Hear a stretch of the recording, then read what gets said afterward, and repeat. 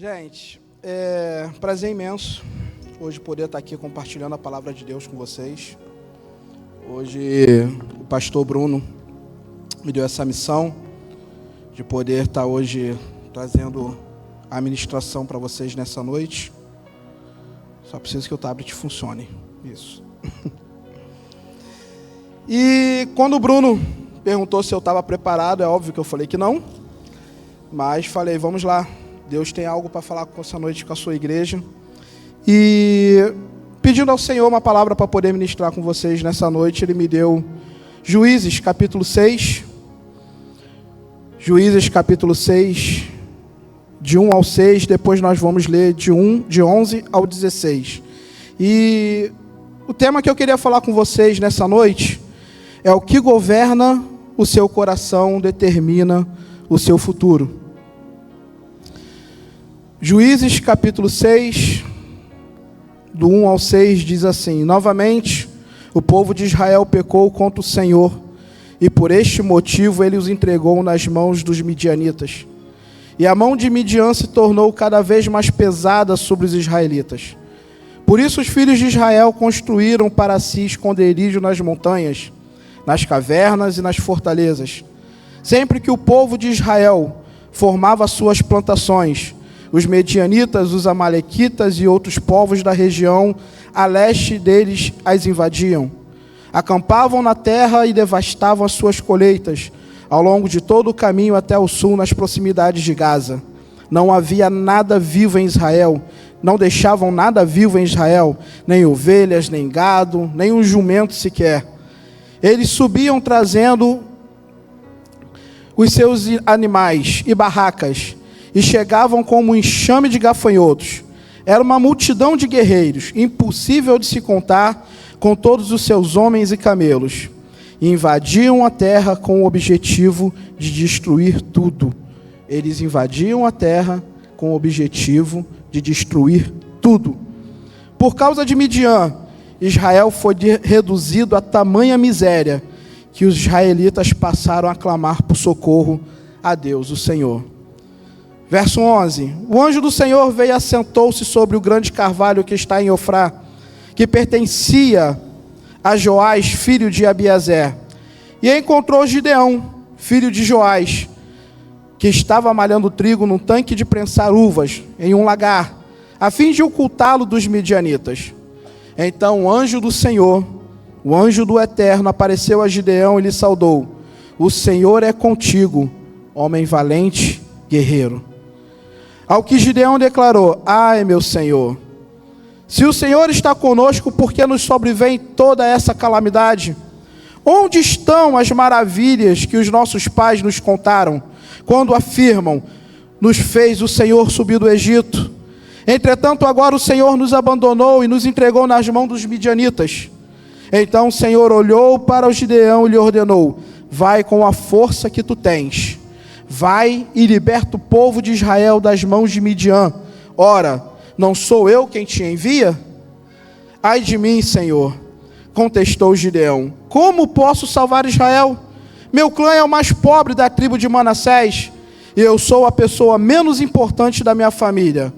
Mas o Senhor lhe afirmou, mais uma vez: Eis que estarei contigo, e tu vencerás os midianitas, como se fossem um homem só. Esse texto eu gosto muito sobre a história de Gideão. Provavelmente você já conhece a história de Gideão. Você já ouviu falar dos feitos de Gideão. E quando nós lemos o livro de Juízes, ele é um livro muito interessante, porque é um livro que explica, nos relata, uma vida de altos e baixos do povo de Israel. O livro de Juízes é um livro que nos fala de um povo que vive uma constante inconstância no seu relacionamento com o Senhor.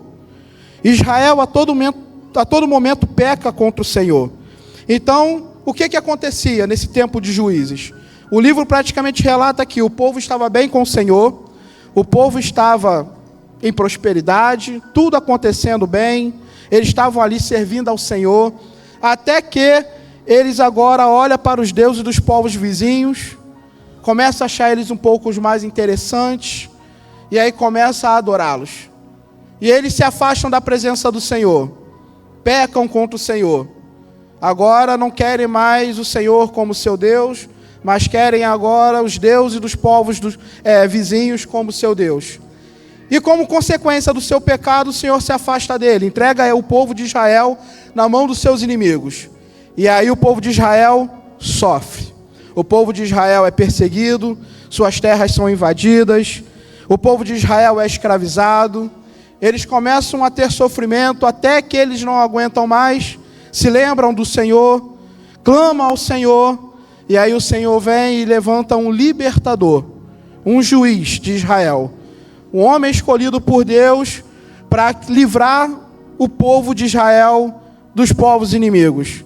Então esse juiz que é levantado pelo Senhor leva o povo a se consertar com o Senhor. Fala com o povo que o povo precisa trazer novamente para dentro da sua vida o Deus de Israel.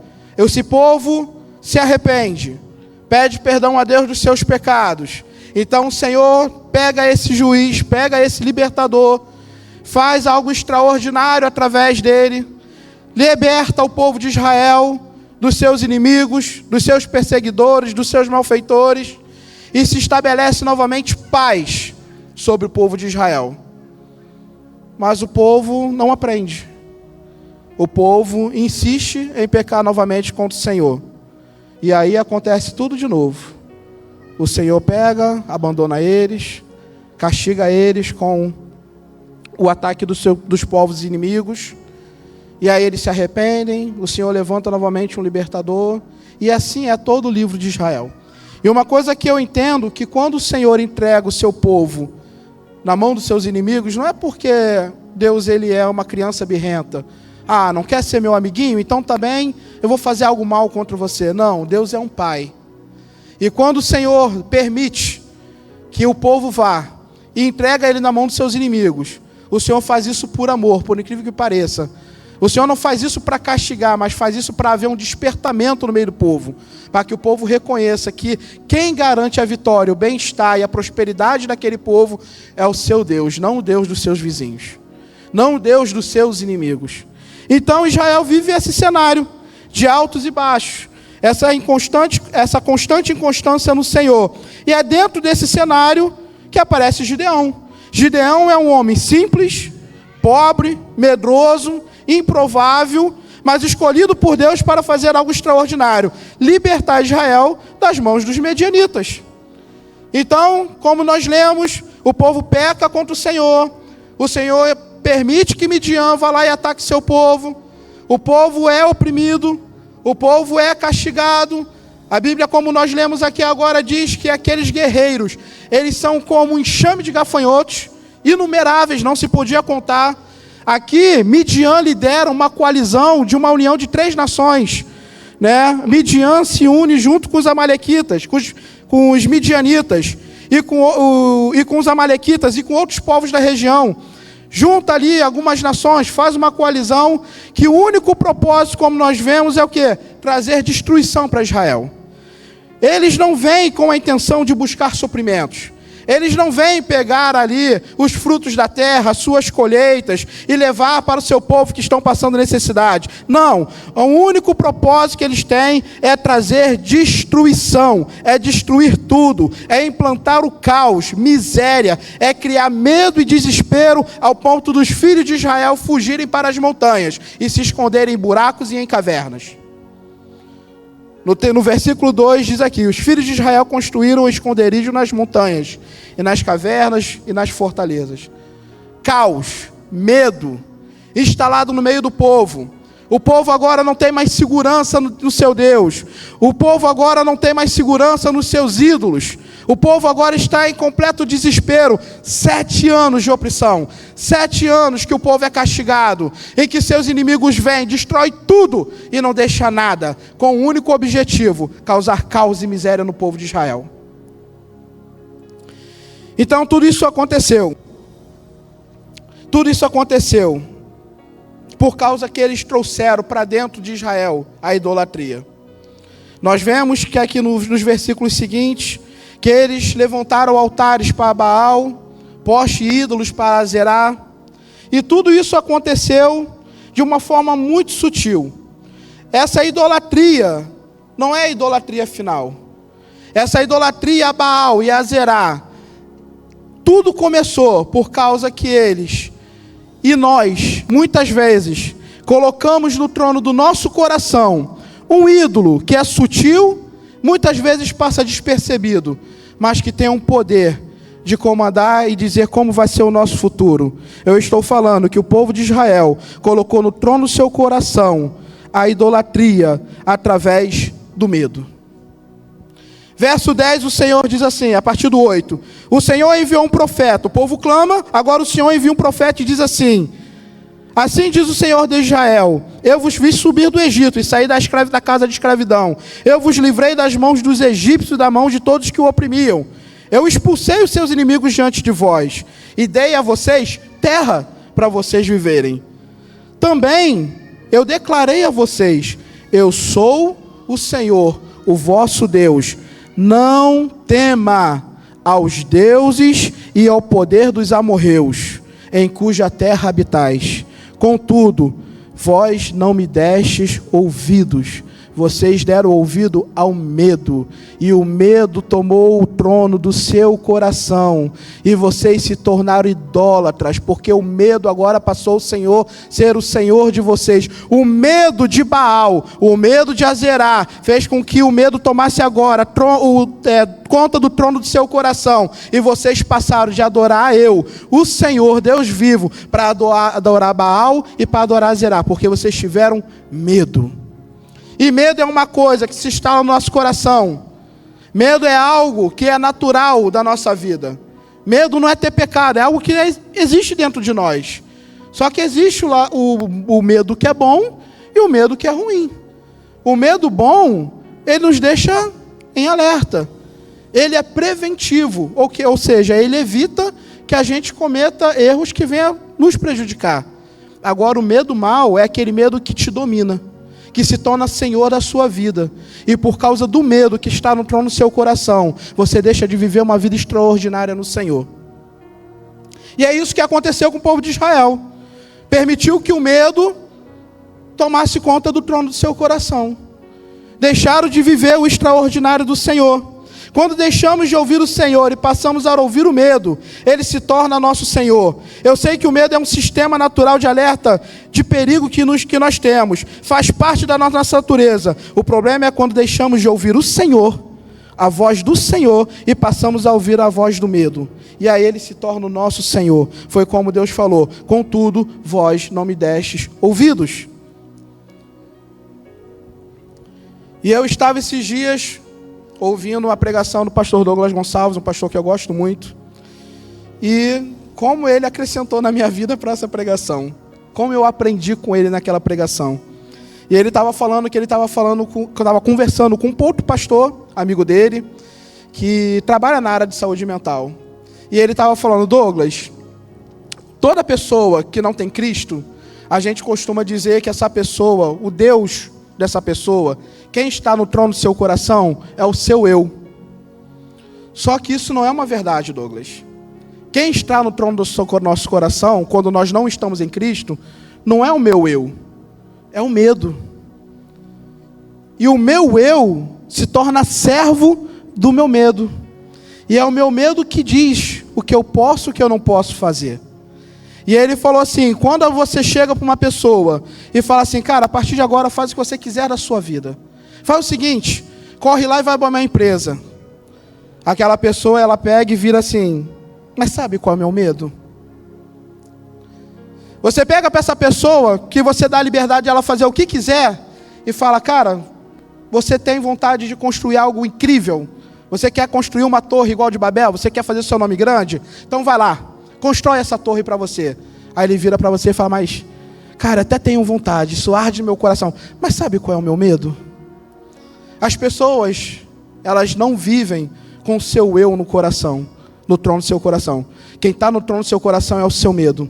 E tudo que elas fazem sobre o comando do seu medo. E o seu medo se torna o seu senhor. E nós nos tornamos idólatras sem saber que somos idólatras. E isso não é diferente no nosso meio. Não é diferente entre o povo de Deus. E a situação fica até pior, porque nós recebemos a Cristo. Se nós recebemos a Cristo, o que é natural, Cristo agora ser o nosso Senhor e está no trono do nosso coração. Certo? Só que muitas vezes, assim como o povo de Israel fez, a gente também faz. E aí o que é que nós fazemos? Nós tiramos o Senhor do trono do nosso coração e deixamos o medo ser o Senhor do nosso coração. E sabe qual é o pior disso? Que o medo, que é o Senhor agora do nosso coração, quer que nós usamos Jesus para orarmos a Ele e que Ele venha atender os desejos dos nossos medos. Você pode talvez não estar acreditando no que eu estou falando, mas quer ver um exemplo? Quem aqui é pai? Quem aqui é mãe? Tem filhos? Eu tenho a minha filhinha, a coisa mais linda desse mundo. Quando nós oramos pelos nossos filhos, geralmente nós oramos assim: Senhor, eu te agradeço pela vida do meu filho, da minha filha. Me conduz em sabedoria e me mostra para onde ela deve ir, qual é a faculdade que ela deve entrar, como eu devo guiá-la, instruí-la, para que ela venha cumprir o seu propósito. Senhor, me ajuda a capacitar a vida dos meus filhos, para que eles sejam enviados e cumpra o ídolo do Senhor, para que a vida deles seja um instrumento do Senhor, para que Cristo seja revelado. Ou a nossa oração é assim: Senhor, guarda o meu filho, protege ele de todo mal. Senhor, em nome de Jesus, quando ele sair para o colégio, guarda ele, cega seus inimigos, livra do homem violento. Suas orações são orações de quem? De Cristo no trono do seu coração ou do medo? É sutil, irmãos. É uma linha muito fina que a gente não percebe. Mas é dessa forma que Satanás atua na nossa vida. E sem querer nós nos tornamos idólatras. Sem querer nós atraímos coisas que não são boas. Afastamos o Senhor da direção e do controle da nossa vida. E é por isso que o que governa o meu coração determina o nosso futuro. Muitas vezes nós não vivemos uma vida extraordinária do Senhor, porque nós simplesmente rejeitamos a soberania de Deus sobre nós, sobre o nosso coração, para que o medo se instale e se torne Senhor na nossa vida. E eu vou repetir isso muitas vezes aqui para que entre no seu coração. O medo não pode ser o seu Senhor. O trono de seu coração não pertence ao seu medo, pertence a Cristo. Em nome de Jesus. Quem está no trono dos nossos corações? Né? E sabe o que fazemos? Porque foi colocado, e sabe por que nós fazemos isso? Nós colocamos o medo como Senhor no nosso coração, como nosso Deus que assume o trono do nosso coração, porque foi colocado dentro de nós, desde a nossa infância, uma mentira, que o medo, ele é melhor em nos proteger do mal do que Deus. Foi colocado em nós que o medo, ele tem mais poder para nos proteger do que o próprio Deus. E por conta disso, nós deixamos Deus de lado, deixamos o medo ser entronizado no nosso coração, e se eu deixar Deus sentar no trono do nosso coração, o medo diz assim: cara, ele vai me levar para um lugar que minha vida vai ser destruída. Então, é melhor deixar eu governar o seu coração, porque eu sou melhor em te proteger. Quando nós entregamos nossa vida ao Senhor, e o Senhor realmente assume o trono do nosso coração, nós não temos mais vida, porque a nossa vida agora é dele. E ele nos leva para onde ele quer, ele faz com a gente o que ele quer, porque tudo é para ele, e para ele são todas as coisas. Nós somos seus filhos, nós nos submetemos à sua autoridade, somos enviados, fazemos aquilo que ele nos manda, nos orienta, nos pede, mesmo que a gente ache que a gente não é capaz, assim como Gideão, que se achava que não era capaz. O Senhor vem e fala ao nosso coração: eu sou o Senhor, estou contigo, valente guerreiro, valente guerreira. Eu estou contigo, sou eu que faço. Então, quando Cristo está no trono do nosso coração, nós não temos mais controle da nossa vida. A minha vida é destruída, sim, porque é destruída os meus sonhos carnais, é destruído os meus desejos carnais, é destruído o meu egoísmo, é destruído o meu orgulho, é destruído tudo aquilo que não é compatível com a presença de Cristo, com o caráter de Cristo na nossa vida. E nós perdemos. Então o medo vem e fala com a sua mais lavada mentira e diz assim: se você realmente deixar Cristo no trono do seu coração, você vai perder, a sua vida vai ser destruída. Então deixa eu ficar no trono do seu coração, porque eu te dou mais condição de vida, eu sou mais legal, eu te protejo. Estão conseguindo entender, irmãos, o que eu estou querendo dizer? Está conseguindo entender porque muitas vezes nós não conseguimos viver o extraordinário de Deus para a nossa vida? que nós temos as promessas do Senhor, o Senhor já falou, o Senhor já liberou uma palavra, e a gente não rompe, a gente não chega, nunca acontece. Acontece na vida do irmão, acontece na vida do outro, mas na minha vida não acontece. E por que não acontece? Porque eu não deixo o Senhor governar, porque eu deixo o medo determinar o que eu vou fazer, o que eu não vou fazer. E quais são os medos nesta noite que te impedem de viver o extraordinário de Deus? Quais são as mentiras que o medo tem colocado no seu coração, falando aos seus ouvidos, tem feito barulho, que você não consegue ouvir mais a voz de Deus, e por isso você não consegue viver um extraordinário? Quais são os seus medos nesta noite? Talvez o seu medo seja abrir uma empresa, que o Senhor já falou para você, abra essa empresa, porque eu sou contigo.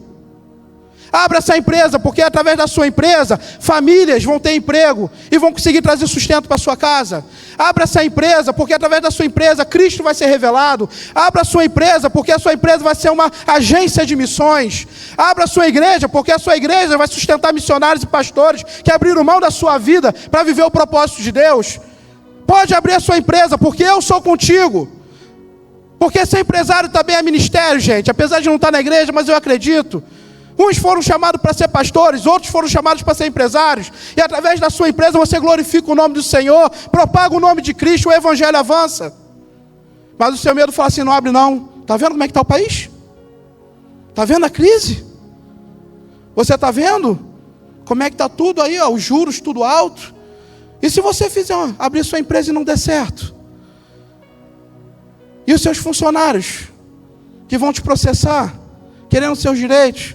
Você tem certeza que você vai abrir uma empresa? Não abre não. Porque se você não abrir uma empresa, você vai estar seguro. Talvez você não está vivendo extraordinário porque o seu medo seja aceitar a sua vocação ministerial. E eu vivi isso durante muito tempo. Eu sabia desde cedo que eu fui chamado para pastoreio, para vocação pastoral. E eu não queria ser pastor, eu queria ser empresário. Como eu falei, não tem problema nenhum ser empresário, mas eu não fui chamado para ser empresário. Eu falava, não, ser pastor de igreja, vou ficar duro. Ter que depender de salário de igreja, não. Eu vou ser empresário, vou ser próspero. E eu vou me sustentar e ainda vou abençoar a igreja. O nome disso é orgulho, arrogância. Não se submete ao chamado de Deus para a sua vida. E eu rejeitei esse chamado durante muito tempo. Até que um dia eu estava que nem o povo de Israel sendo atacado por Midian. E uma pessoa, um amigo meu falou, sua vida nunca vai mudar enquanto você não aceitar aquilo que o Senhor te chamou para ser, um pastor. Medo. Eu falava, eu não quero ser pastor de igreja. Isso só dá problema.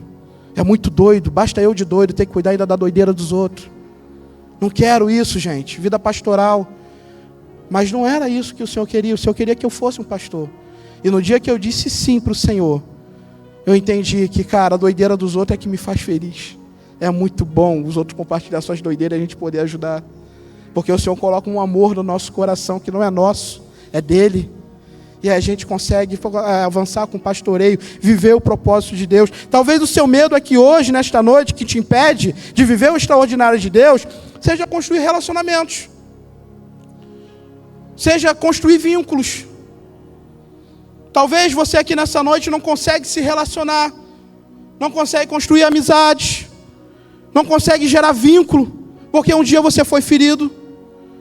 E toda vez que o Senhor coloca no seu coração um desejo e fala assim, eu sou contigo, valente guerreiro. Sou eu, Senhor, que estou contigo. Vai lá, se relaciona, quebra, seja um destruidor de muros que divide a igreja, seja um construtor de pontes que cria laços entre os irmãos. E aí o medo fala, você vai fazer isso? Tu já foi ferido, cara. Tu vai fazer isso? Você já foi ferido. Você já foi ferida. Faz isso não, você vai se machucar. Fica quietinho, só vem para o culto e assiste, só vem para a igreja e assiste o culto quietinho. Acabar, ó, vaza, vai embora, porque eu estou te protegendo. Mentira do inferno. Mentira de Satanás. E agora eu vou pegar um pouco mais pesado. E eu sei que depois que eu falar isso, eu vou ser cancelado. Talvez o seu medo seja, sabe o quê? Ter um filho. O Senhor já colocou no seu coração, já falou, eu quero te fazer pai, quero te fazer mãe. e o seu filho será uma bênção, porque as promessas de Deus para os filhos é que os filhos são bênção, são herança do Senhor. E o medo fala, não, filho não é bênção não, filho é problema. Filho vai te impedir de construir sua carreira. Filho vai te impedir de estudar. A Bíblia fala que filhos, aqueles que têm filhos, muitos filhos em redor de sua mesa são abençoados. Que filhos são como brotos de oliveira, que gera vida. Que filhos é como flechas na aljava do arqueiro. Que filhos são bênção do Senhor, é herança do Senhor. Que é onde tem filho tem alegria, que é onde tem filho tem bênção, que é onde tem filho tem prosperidade. E o medo diz para você, não, filho não é nada disso, filho é atraso de vida. E você vai adiando o projeto de Deus, que quer trazer plenitude, uma vida conjugal completa, esposo, esposa, filhos. E você não tem filhos porque você tem medo. E o seu medo diz, não faça isso porque você vai destruir a sua vida. Filho é problema. E você dá ouvido à voz do medo e vira pai de pet. É isso que me revolta. Falei. Passei a semana inteira, Senhor, para me falar isso. Aí ele falou, fala. Então eu vou falar. Por causa do seu medo, você deixa de gerar um filho e vira pai de pet. E eu, gente, antes de vocês me cancelarem, deixa eu terminar. Não estou dizendo que você não possa ter pet, gente. Eu amo os bichinhos. Hoje eu não tenho um bichinho, um petzinho na minha casa, porque eu não tenho condição de criar. E em Provérbio diz que o justo cuida bem dos seus animais. Se é para ter um bichinho que eu não posso dar com bom cuidado, eu não tenho. E meu conselho para você é também. Se você não tem condição de ter um bichinho para cuidar bem, não tenha. O bicho fica todo encardido, fedido, puguento lá, e você está achando que está arrasando porque tem um petzinho. Se não tem condição de cuidar, não tenha. Se tem condição, cuide. De cuidar, tenha. Mas eu não tenho essa condição hoje. Eu não estou dizendo que você não possa ter um pet. Eu não estou dizendo que você que não tem marido, que não tem esposa e não tem filho, e graças a Deus por isso, porque para ter filho, tem que fazer aquele negócio, né? E se você não é casado, faz, está em pecado. Então, graças a Deus que não tem filho. Não tem problema nenhum você ter seu petzinho. Já tem seus filhos. Você já é avô, já é avó. Meu pai hoje, a vida inteira, não quero ter bicho. Hoje o pet do meu pai é um papagaio. Aí fica lá, cadê coronel de papai? Todo bobo. Falei, quem te viu, quem te vê, hein, pai? Mas já tem filho, já tem neto, já construiu sua família, a bênção de Deus já alcançou ele. O que eu estou falando aqui é você que tem condição de ter filho, não tem nenhum tipo de problema, e você deliberadamente, por espontânea vontade, rejeita o projeto, a instituição mais poderosa e sagrada na terra, que se chama família, porque você tem medo de ter filho, porque você não sabe se você vai ter condição de criar, porque você não sabe se vai ter condição de sustentar. E você atrasa o projeto extraordinário de Deus na sua vida. Você deixa de viver o extraordinário dentro da sua família, porque você tem medo de ter filhos. Eu e a Raquel, quando nos casamos, falamos que ia passar 2 anos em lua de mel. E depois a gente ia ter nosso filho. Nos casamos, já fomos pegos, surpreendidos por uma crise financeira. Eu tinha um negócio, meu negócio quebrou, não deu certo. E a lua de mel... Foi lua de mel porque era eu, ela e Jesus. E ela é meu mel. Mas, financeiramente, só Jesus. E aí, quando as condições financeiras melhoraram, poxa, a gente vai ter filho agora? 2 anos de sufoco, agora que melhorou. Vamos curtir um pouquinho? Então vamos curtir, vamos viajar, vamos passear, vamos fazer o que a gente não fez. Fomos para os Estados Unidos 2 vezes, fomos para Bahamas, viajamos um montão de lugar do Brasil, fomos para o Nordeste. Aproveitamos. Agora vamos ter o nosso filho. Não, mas aí eu tenho a minha pós que eu preciso porque me ajuda lá no meu trabalho. Então vamos fazer a pós. Fez a pós, vamos ter nosso filho. Não, agora isso é uma prova para oficial, minha esposa ela é militar. E se eu fizer essa prova, cara, vai melhorar muito a nossa condição financeira. Vai ser bom para a gente até cuidar do nosso filho. E eu, claro, eu apoiei minha esposa. Vamos. Mulher estudou, gente, ralou estudando para conseguir passar uma vaga, Brasil inteiro. Ela ficou em 3º lugar, 2º, 3º lugar. Quase. E aí tinha condição talvez de assumir a vaga, mas por um problema de documentação acabou que não foi. Não foi também porque não era a vontade do Senhor. E aí ela se frustra, fica triste. Agora não tem como ter condição de ter filho, porque eu tô triste. Tô cara de baixa. Agora eu preciso tratar minhas emoções. E eu também estava com a minha cabeça um pouco zoada. Tratamos as emoções. Agora vão ter filho? Não, agora eu tô gordinha, tem que emagrecer. Como é que eu vou ter filho assim? Tem que ter saúde.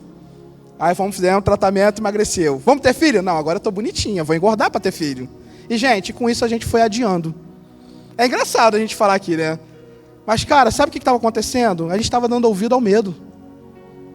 Sempre tinha um porquê não ter filho. E com isso o tempo foi passando. Até que um dia, a gente conversando sobre isso, eu falei para ela, essa casa tá vazia, tá quieta demais. Ou a gente tem um filho ou eu vou ter um pet. Vou trazer um cachorrinho aqui para casa. E aí Raquel foi conversar com Deus. E Deus falou algo que marcou a vida dela. Deus falou algo que marcou a nossa vida. Raquel falando, Senhor, eu quero ter filho, mas o mundo está perigoso, está violento, é muita maldade. Eu tenho medo de trazer um filho ao mundo. E a resposta do Senhor, audível e claro, foi, se os bons não tiverem filhos, como fica a próxima geração? Irmãos, foi uma paulada na nossa canela, porque a gente entendeu que ter filhos não é só desfrutar das bênçãos, viver o extraordinário do Senhor. Ser filhos é trazer salvação para a próxima geração. Ser filhos é garantir que a próxima geração venha ouvir do Senhor, porque nossos filhos são as nossas ovelhas. Nós pastoreamos nossos filhos. E quando nós pastoreamos nossos filhos, eu falo, a minha vida ministerial não é aqui, é em casa. Meu pastoreio mais importante está ali, minha esposa e minha filha.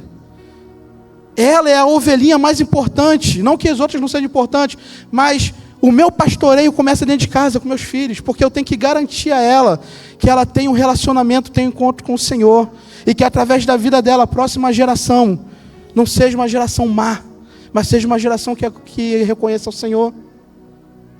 É muito mais do que somente desfrutar das bênçãos de Deus, é garantir salvação para a próxima geração, gente. E aí eu fui conversar com meu primo, que é pastor, falamos sobre isso, ele falou, primo, ter filhos é uma atitude de fé. Se o Senhor fez promessa, não tenha medo de ter filho, não tenha, que o Senhor vai garantir. Se o Senhor dá, o Senhor supre. E isso ardeu meu coração, conversei com a Raquel, ardeu o coração dela. Raquel falou, então vamos tentar. Tentamos, ela engravidou, está aí Rebequinha. Faltando alguns meses para a Rebeca, 2 meses, se não me engano, para a Rebeca nascer. Acontece uma reviravolta. E eu hoje entendo que foi o Senhor para nos preparar novamente, de novo. E a gente entra numa nova crise financeira. E agora? Nossa filha vai nascer, como é que faz? Crise financeira de novo. Só que eu me agarrei naquela palavra. Se o Senhor dá, o Senhor provê. Se vocês um dia forem na minha casa, vocês vão ver que na minha casa é uma casa normal. O meu quarto é um quarto normal, não tem nada demais. Mas se você entrar no quarto da minha filha, parece um quarto de princesa, de filha de rico. Tem até inspiração, né? O quarto da minha filha é a coisa mais linda do mundo. E nós, para lhe dar esse quarto para ela, e tudo que ela tem até hoje, a gente só precisou gastar dinheiro com papel de parede e com tinta. Nós ganhamos guarda-roupa. A Raquel falou assim, Senhor, eu quero uma cômoda de tanto de largura, tanto de altura. Uma pessoa que a gente conhecia, que a gente não via, quando a gente viu, vai ter um filho? Eu tenho. Quer uma? Do jeito que a Raquel pediu. Ganhamos ar-condicionado. Rebeca ganhou ar-condicionado. Ganhou lustre. O quarto da minha filha tem lustre. Ganhou fraldas, banheira. Tudo o que ela precisava. Meus parentes dos Estados Unidos mandando malas e malas de roupa. A gente começou a comprar roupa para a Rebeca faz pouco tempo. Eu e a Raquel andando igual o povo do Egito. A roupa cresce junto com o corpo. A traça não come, não fura. A minha filha andando com roupa de marca. Tommy Hilfiger, Calvin Klein, Adidas. Só marca que eu não tenho condição de comprar. E o Senhor a todo tempo falando, sou eu quem cuido. Sou eu que dou. Sou eu que cuido. E dia após dia o Senhor tem ministrado no meu coração e no coração da Raquel. Que é Ele que tem que estar no trono do nosso coração, porque Ele dá e Ele cuida. Então, qual é o seu medo? Né? Qual é o seu medo que está te impedindo de viver o extraordinário de Deus? Entendam, filhos são bênção do Senhor. E como eu tiro medo do trono do meu coração? O verso 12 já nos diz. Então o anjo do Eterno, o anjo do Senhor apareceu a Gideão e lhe saudou. O Senhor está contigo, valente guerreiro. Mas para eu entender esse versículo, eu preciso ir lá na carta de 1 João 4,18, que está escrito assim, o apóstolo João escreve assim: no amor não há medo. Pelo contrário, o perfeito amor expulsa o medo, porque o medo supõe castigo, e aquele que tem medo não está aperfeiçoado no amor. Quem é esse amor que João está falando? Quem? Quem é esse amor que João está falando? O Deus encarnado, o amor encarnado que veio até nós, Jesus. Esse é o perfeito amor que João está falando. E quem é o anjo do Senhor que está falando com Gideão? É Jesus, o perfeito amor. Ah, Rodrigo, Jesus? É Jesus, pré-encarnado. O mesmo Jesus, o mesmo anjo do Senhor que aparece a Abraão e mostra todo o plano de salvação para ele. E depois Jesus encarnado, em João, versículo 8,16, fala para os fariseus dizendo assim: olha, eu estive com Abraão, mostrei para ele meu plano de salvação e ele muito se alegrou. E aí aqueles homens falam assim: mas como você esteve com Abraão? Você não tem nem 50 anos. Ele fala que antes de Abraão existir, eu sou. Sabe o que ele falou? Eu sou, aquele que falou com Moisés, aquele que criou todas as coisas. E antes de tudo, eu estava presente. Eu falei com Abraão, eu falei aqui agora com vocês encarnado, e eu também falei com Gideão. Eu sou contigo, valente guerreiro. Quando Jesus fala, eu sou, queriam matar Jesus. Fala, tu é louco, blasfemo, mata. Como é que tu diz que tu és o Deus Todo-Poderoso? E ele fala, antes de Abraão, eu estava lá, mostrei. Ele creu, ele aceitou, ele se alegrou. Porque eu estava lá, porque eu sou o eu sou. É o mesmo Deus, é o perfeito amor, que agora vai até Gideão. Então Gideão, ele agora tem um encontro com a presença manifesta do próprio Deus. E quando Jesus entra e assume o trono do seu coração, o medo tem que sair. Quando o perfeito amor entra e assume o trono do nosso coração, o medo ele tem que ir embora. O perfeito amor chegou na vida de Gideão, se assentou no trono do seu coração e a sua vida mudou. E Gideão agora não dá mais ouvidos aos seus medos, mas vive o extraordinário de Deus, porque o Emanuel, Deus conosco, está com ele. Aleluia! Agora é Emanuel, é Deus conosco, é Deus com ele. O eu sou, o anjo do Eterno, o anjo do Senhor. E aí quando o perfeito amor encontra Gideão, Gideão agora não tem mais como deixar o medo te dominar. Não tem mais como agora ele não viver e dar uma resposta ao Senhor. Só que, junto com isso, existe algo ainda em Gideão que precisa ser trabalhado. Existe uma frustração, uma indignação de Gideão em resposta ao seu chamado. Versículo 13, Gideão diz assim, ao que Gideão declarou: ai, meu Senhor, se o Senhor está conosco, por que nos sobrevém toda essa calamidade? Aonde estão todas as maravilhas que os nossos pais contaram quando afirmam, nos fez subir do Egito? Entretanto, agora o Senhor nos abandonou e nos entregou nas mãos de Midian. Aonde está o Senhor? Existe uma indignação de Gideão. Bom, agora eu tive um encontro com o Senhor, a presença real, a manifestação do puro amor, do perfeito amor, beleza, mas aonde estava você? Você diz que é conosco, mas aonde estava o Senhor quando os midianitas nos invadiram? Aonde estava o Senhor? Porque os nossos pais contam a história a respeito de todas as maravilhas que eles viveram. E nós estamos aqui vivendo calamidade. Aonde estava o Senhor? Sabe onde estava o Senhor? Na vida dos pais. Aonde estava o Senhor? Na vida dos pais. Sabe por quê? Sabe o que eu aprendo com isso?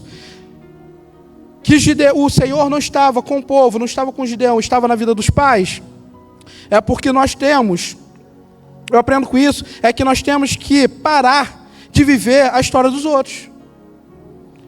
Nós temos o costume de querer viver a história dos outros. Ah, o fulano viveu isso. Pedro andou sobre as águas. Os nossos pais viram milagres para tirar eles do Egito. Nossos pais viram o Mar Vermelho se abrir, o Jordão se abrir. Nós vimos maravilhas. E nós ficamos o quê? Sendo meros narradores da história das outras pessoas. E não construímos as nossas próprias histórias e experiências com Deus. Deixamos de viver o extraordinário porque damos ouvidos ao medo. E mesmo quando o Senhor temos um encontro real com a presença manifesta de Deus, nós continuamos inconformados, porque nós não vivemos as maravilhas que o outro viveu. O outro viveu do meu lado, foi tão pertinho, quase que eu consegui, mas não aconteceu, aconteceu com o outro. E aí eu fico, aonde está o Senhor? O Senhor está na vida dos outros, mas não está na nossa. Sabe por quê? Porque nós perdemos o nosso compromisso de ter um profundo relacionamento com Deus. Nós deixamos de viver um profundo relacionamento com Deus.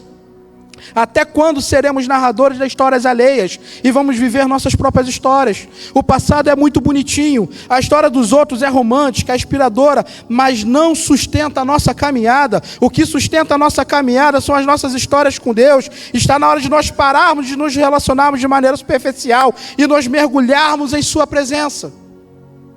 Vivemos em um tempo em que conhecimento agora é um oceano de conhecimento. Todo mundo sabe de tudo, mas é um oceano com um palmo de profundidade. Todo mundo sabe de tudo, todo mundo conhece tudo, mas não tem profundidade de nada. E nós estamos fazendo a mesma coisa com o nosso relacionamento com o Senhor. Sabemos do Senhor de tudo, sabemos teologia, sabemos da Bíblia, sabemos das maravilhas do Senhor, mas o nosso relacionamento real com o Senhor é um palmo de profundidade. E não vivemos experiências com o Senhor que não sustenta a nossa caminhada, e queremos reclamar com o Senhor, com indignação no seu coração, por que acontece com o outro e não acontece comigo? Por que o outro vive as maravilhas de Deus e eu não consigo viver? Está faltando profundidade, está faltando relacionamento, e o Senhor nos chama para que nós venhamos ter essa profundidade, um relacionamento profundo, onde nós possamos mergulhar, onde nós possamos nos embebedar da sua presença manifesta, do seu poder, do seu Espírito, e possamos conhecê-los agora de uma forma profunda e íntima, e não mais de forma superficial. Ezequiel, capítulo 47, o Senhor dá uma visão a Ezequiel, que fala que do trono de Deus sai águas. E essas águas, elas vão descendo e vão se tornando rios. E o Senhor fala para Ezequiel, pega uma vara de medir, vai medir esse rio aí. E Ezequiel entra um pouquinho no rio, e a sua água está nos tornozelos. E o Senhor fala, entra mais um pouquinho, ele entra, e as águas vão para os joelhos. E ele anda mais um pouquinho para dentro daquele rio, e as águas agora estão na sua cintura. Daqui a pouco ele entra um pouquinho mais e não consegue mais ter medida. É um rio profundo. Precisamos mergulhar no rio do Espírito. Precisamos mergulhar e nos deixar ser levado pelas correntes do Senhor, pelas correntes impetuosas do rio do Espírito que nos leva e nos conduz a uma vida de relacionamento profundo, intimidade, de experiências profundas com o Senhor. Aonde aquele rio passa, a revelação vai mostrando para Ezequiel, a visão vai mostrando a Ezequiel, que onde ele vai passando, ele vai trazendo vida, ele vai gerando vida. A terra seca agora se torna terra fértil. Aonde havia sequidão, agora começa a ter plantas, árvores, começa a dar frutos. Aonde existia morte, agora começa a ter peixes, e vida vai se transformando, vida vai se modificando. Aquele ambiente é transformado, a geografia, a atmosfera é transformada, e aonde existia morte, sequidão e infertilidade, agora existe vida, prosperidade e vida fértil. Vida de intimidade, vida de relacionamento, profundidade. Não adianta ficarmos indignados com o Senhor porque não conseguimos viver o extraordinário. É necessário que nós venhamos nos aprofundar e mergulhar em sua presença. É necessário que nos entreguemos sem medo. Enquanto vivermos de maneira superficial, não teremos as nossas experiências com Deus. E por que não temos as nossas experiências com Deus? Por causa do medo que governa o nosso coração e determina o nosso futuro. Você sabia que o cemitério é o lugar mais rico do mundo? Você sabia que no cemitério está enterrado grandes descobertas científicas? Grandes empresas, multinacionais, grandes projetos que poderiam mudar o mundo? Você sabia que dentro, enterrado lá no cemitério, tem um monte de tesouros, gênios, pessoas que poderiam fazer coisas incríveis, extraordinárias, mas porque colocou o medo como o Senhor no trono do seu coração, não fizeram, não realizaram aquilo que o Senhor inspirou a fazer e levaram para a cova junto com eles. Quantos sonhos, quantos projetos, quantas famílias, quantas descobertas, quantas curas, quantas realizações que talvez a gente viveria em um outro tipo de sociedade de vida. Está tudo enterrado, porque deram ouvido ao medo e não colocaram aquele projeto que o Senhor colocou no coração para frente, porque achou que o medo é mais capaz de proteger do que a palavra do Senhor, do que o seu próprio Deus. Ah, gente, isso é triste demais. Isso é triste demais, gente. A gente vê quantas coisas podíamos estar vivendo, quanta coisa podíamos estar desfrutando, quantas coisas extraordinárias, e nós não vivemos. Verso 14, o Senhor então olhou para Gideão e lhe ordenou: vai com a tua força e com o que você tem. Vai e liberta o meu povo. Liberta o meu povo de Israel das mãos dos medianitas. Ora, não sou eu, o Senhor, quem te envia? Irmão, se o Senhor está enviando, por que está com medo? O Senhor já te chamou para ser um líder de célula e você está aí com medo. Está deixando de pastorear pessoas que precisam, que eu não tenho capacidade de alcançar, mas você tem a capacidade de alcançar. E você está com medo de liderar uma célula. Você está com medo de atender o chamado vocacional de Deus para a sua vida.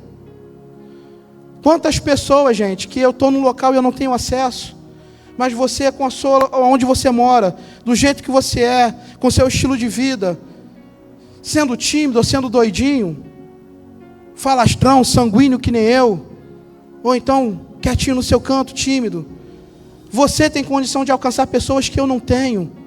Você tem condição de alcançar pessoas que o pastor Bruno não tem. Você tem condição de alcançar pessoas que os líderes de célula aqui não têm. E o Senhor conta contigo, e o Senhor está falando: vai na tua força, porque eu, o Senhor, é quem te envia. E o medo está falando: não, não faz isso não. Faz isso não, cara. Fica aqui quietinho que eu vou te proteger. Versículo 14. Versículo 15. Então Gideão, não conseguindo, inconformado com isso, agora o Senhor ministra para ele, fala para ele que é ele quem sustenta, é ele quem envia, é ele quem faz. Mas mesmo assim, agora o medo não está no trono do seu coração, o perfeito amor tomou o trono do coração de Gideão. Agora, Gideão já colocou para fora aquilo que é a angústia, a frustração do seu coração. O Senhor fala com ele, mas Gideão ainda assim insiste em contestar. E quantos de nós estamos assim que gosta de contestar com o Senhor? O Senhor já falou, já curou, já fez a obra. E aí Gideão contesta, versículo 15, diz assim: ai de mim, Senhor, contestou Gideão, como posso salvar Israel? Eu sou o menor do meu clã, a minha tribo é a mais pobre de Manassés, a minha família, a menos importante, eu, o mais insignificante, trazendo para a linguagem de hoje, dentro da minha casa. Cara, o Senhor falou: eu sou contigo. Eu lembro de José, quando está na prisão, na casa de Potifar, o que José fez na casa de Potifar, o que José fez na prisão, o que José fez como governador do Egito, não era porque ele era extraordinário, não. É porque a palavra diz: e o Senhor era com José. Grandes feitos, grandes realizações, vivemos extraordinário, porque é o Senhor quem está conosco, é Ele quem faz. E eu já estou caminhando para o final. Sabe, aqui Gideão está dizendo para Deus, quando ele diz: eu sou o menor da minha casa, eu não posso. Gideão está dizendo para Deus assim: eu acho que você escolheu a pessoa errada. Olha para mim, esse Zé Ninguém, Senhor, eu acho que tu escolheu a pessoa errada. Até quando vamos viver a síndrome de Gideão? Eu gostei desse nome, foi eu que inventei. A síndrome de Gideão. Ah, eu sou pequenininho. Ah, eu sou insignificante. Ah, eu fui machucado. Não, isso eu não sou capaz. Olha de onde eu vim. Olha a minha origem. Ninguém me dá valor, ninguém me dá crédito. Se eu abrir a minha boca, tu acha que alguém vai dar crédito? Mas o Senhor está falando para você, vai na tua força, porque eu sou contigo. Ah, não é para mim não, eu não posso, eu não consigo. Vai, Gideão, eu quero fazer algo extraordinário na sua vida. Não, eu sou pequeno demais. Como é que eu vou liderar esse povo, Senhor? Como é que eu vou pastorear alguém? Como é que eu vou discipular alguém? Como é que eu vou conseguir fazer aquilo que o Senhor tem me chamado? Eu sou pequeno, eu não sou pastor, eu não faço faculdade de teologia, eu não faço seminário. O Senhor não está contando com nada disso. Deus não está contando com as suas habilidades. Deus está contando com o seu coração. Deus está contando com a sua fé depositada, não tendo medo, mas sim confiando que Ele é fiel. É Ele que faz através da sua vida, que Ele é contigo. Até quando vamos viver a mesmice de acreditar nas mentiras do medo? Até quando vamos acreditar que o medo é melhor em nos proteger do que o mal, nos proteger do mal do que Deus? Sendo que tudo o que eu e você precisamos é de Emanuel, Deus conosco. Para vivermos uma vida extraordinária e para fazermos coisas extraordinárias, como Gideão fez para aquele povo, nós precisamos de Deus conosco. E quando finalmente Gideão entendeu, quando finalmente Gideão confiou no Senhor e colocou o Senhor no trono de seu coração, olha o que aconteceu com Gideão, versos 34 e 35. Então o Espírito de Yahvé tomou pleno controle de Gideão e fez tocar o chofar, a trombeta de convocação, conclamando assim todos os abirezitas para segui-lo. E enviou mensageiro a todo Manassés, chamando as armas, chamando para a guerra. Também a Azer, Zebulon e Naftali, as outras 3 tribos de Israel. E também subiram ao seu encontro. Sabe o Zé Ninguém? O que não tinha voz? O que não tinha nome, não tinha pedigree? Que se achava insignificante dentro da sua casa, da sua família? Agora é ele, possuído pelo Espírito de Deus, convoca um exército de 32 mil homens para lutar contra Midian. É isso que Deus faz. Quando nós tiramos o medo do trono do seu coração e permite que o perfeito amor assuma o controle da nossa vida. É isso que Deus quer fazer na sua vida. É isso que Deus quer fazer contigo. Talvez nessa noite essa palavra foi para você. Talvez você entrou aqui cansado de sofrer a opressão de Midian. Cansado de passar anos e anos e anos e nada mudar na sua vida. E o Senhor está falando nessa noite para mim e para você: tira o medo do trono do seu coração e deixa eu governar a sua vida. O que te governa é Ele que te leva para o futuro. Aquele que te governa, o que governa o teu coração, determina seu futuro. O que o medo determina para o nosso futuro é uma vida insignificante de mesmice, sem viver e sem romper o extraordinário de Deus. Mas o futuro que nos reserva no Senhor é uma vida de paz, de extraordinário, de bênçãos, onde o nome do Senhor é glorificado em cada atitude, cada ato da nossa vida.